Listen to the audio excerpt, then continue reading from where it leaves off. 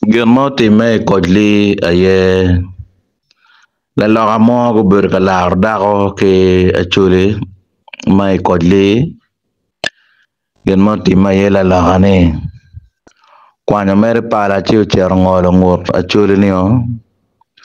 kumber ma loga ni liel te o yara naka kamagide ti me postmortem bala loga ni ki mako kumber chama ti police pero dong matie ni lokalar dako ke kan aye in cher ruan ye ko pangato mone